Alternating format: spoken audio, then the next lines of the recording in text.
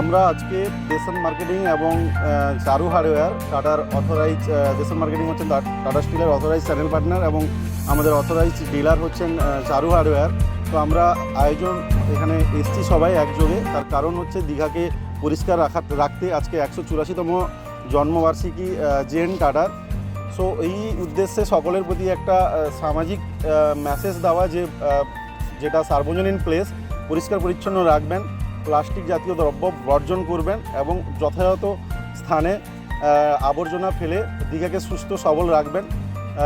DSDA মানে দীঘা এবং শঙ্করপুর উন্নয়ন পর্ষদ ওনারা তো করেন, সেই সঙ্গে টাটার অর্গানাইজেশন হয়ে আমাদের সমাজের প্রতি এটা দায়বদ্ধতা থাকে যে দীঘাকে সুস্থ রাখা।